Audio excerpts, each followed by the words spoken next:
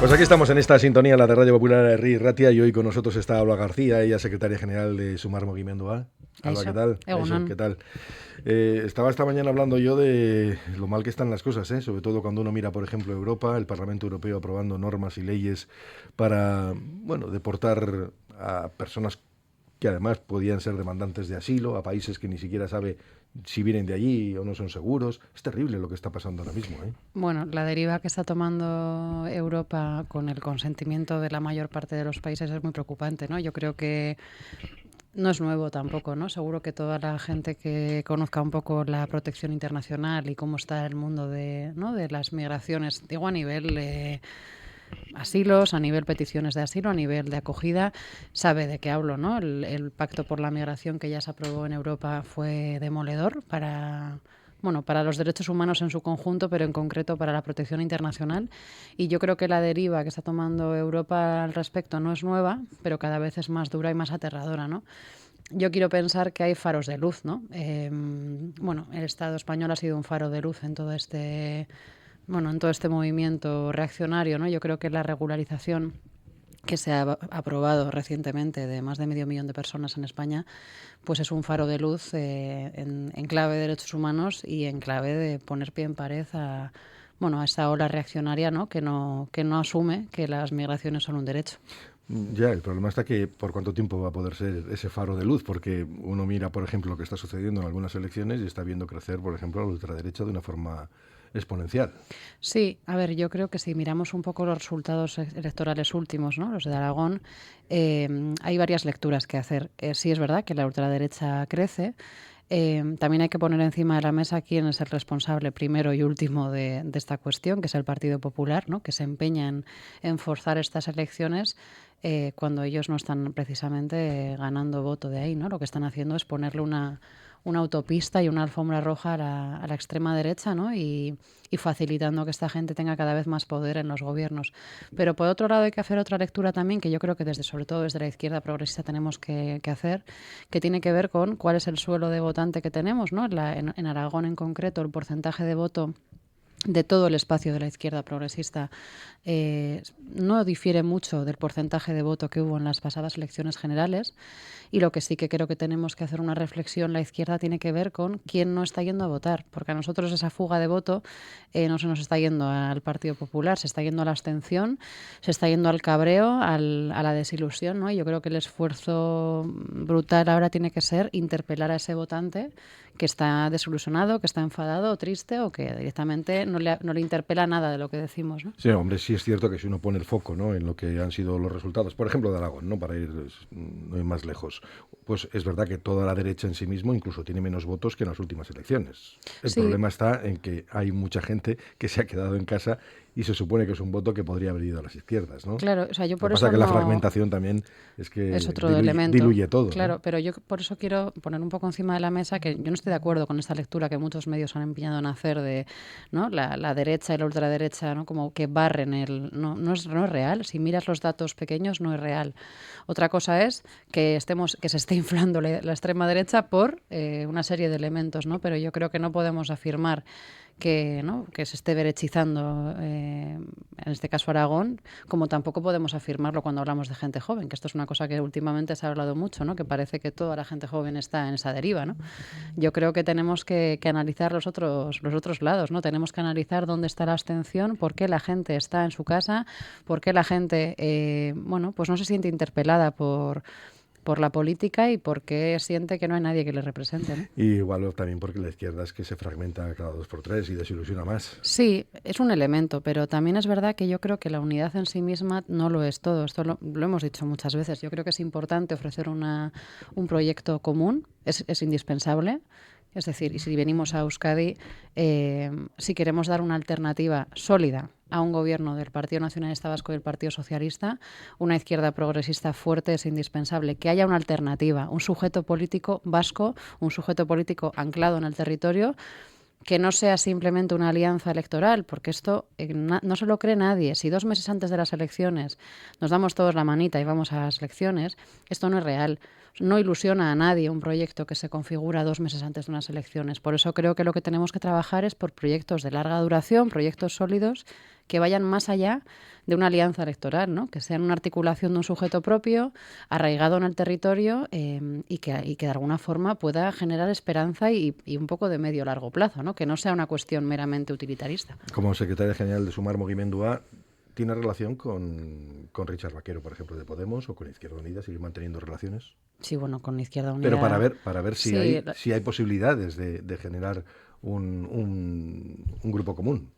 A ver, las conversaciones han existido, las conversaciones con los partidos del espacio político han existido siempre y las relaciones buenas están ahí, quiero decir, nos llevamos bien y trabajamos juntas. Ahora, si me preguntas explícitamente por el proceso que tenemos que iniciar, ¿no? Bueno, pues así me evita la pregunta. Recientemente me evita la pregunta. Pero ningún problema en contestar. Hemos aprobado nuestra hoja de ruta y empezaremos ahora a hablar. Pero yo creo que hay un elemento que tenemos que tener claro todas y es cómo hacemos esto, ¿no? Yo no soy muy amiga de los grandes anuncios ni soy muy amiga de contarlo todo delante de un micrófono, porque creo que todas estas movidas internas, todas estas, bueno, y a veces esto se ha transformado a ver quién es más izquierdoso que el otro y a ver quién tiene más, ¿no? más punch que el otro. Y yo creo que lo que tenemos que trabajar es de una forma serena, tenemos que trabajar de una manera tranquila, en relaciones de igualdad, que a veces esto no se nos ha olvidado, y yo creo que lo que tenemos que hacer es trabajar, pero trabajar de una forma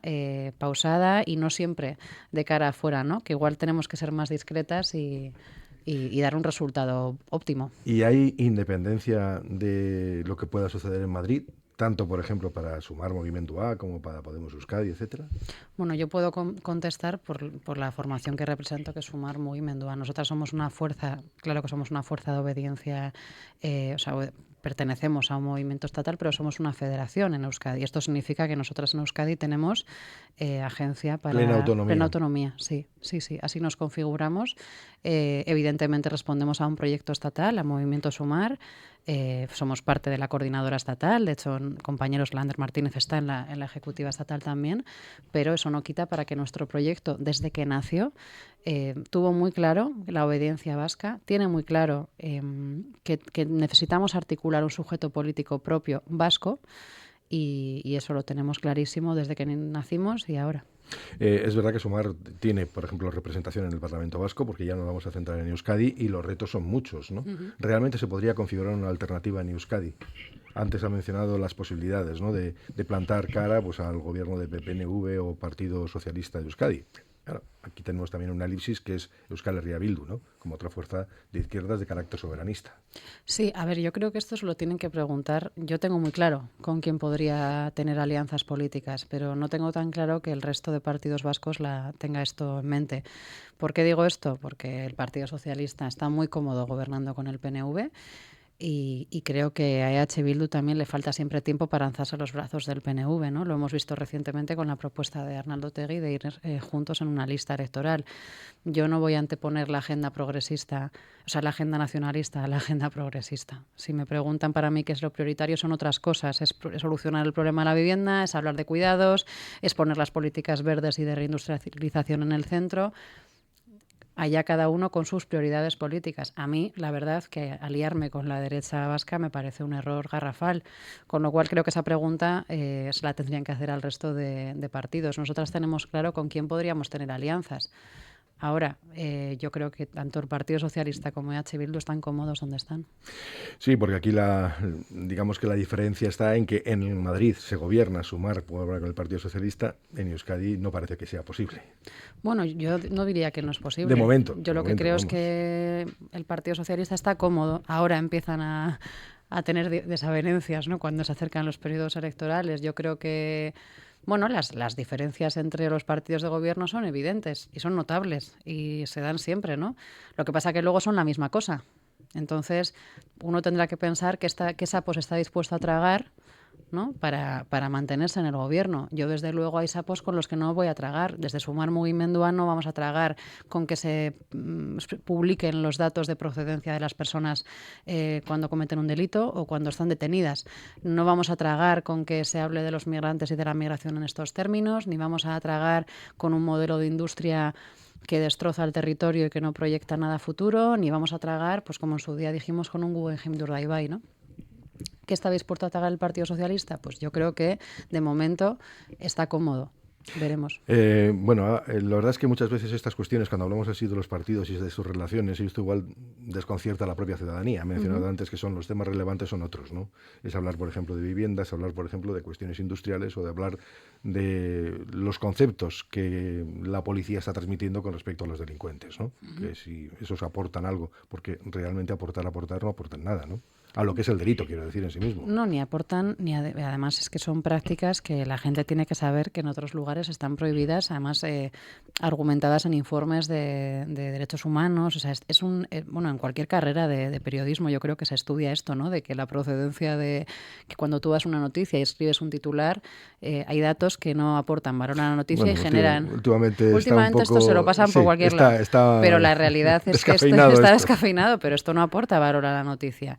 Nosotras pensamos, y además esto lo han dicho, personas muy relevantes del mundo del mundo del antirracismo y de la defensa de los derechos humanos, es que esto no solo que no aporte valor, no es una cuestión de aportar o no valor a la noticia, es que está comprobado que genera un imaginario colectivo, está comprobado que lo único que hace es generar más prejuicio a la población migrante de forma injustificada, por otra parte, ¿no? Entonces, injustificada e irreal, porque lo que estamos generando, alguna vez lo hemos hablado, ¿no? Es causalidad, ¿no? Origen, causalidad, y eso es falso. Tú no puedes decir que por nacer en un lugar tienes más tendencia a un delito, es que es una aberración. Es como si aquí dijéramos que por el hecho de ser de Indautxu tienes unos rasgos, o por el hecho de ser de Berriz tienes otros, ¿no? Yo creo que es un poco marciano esto. Entonces, yo creo que hay política que se tiene que hacer desde otro lugar y saber, tener muy claro qué estás construyendo con esto.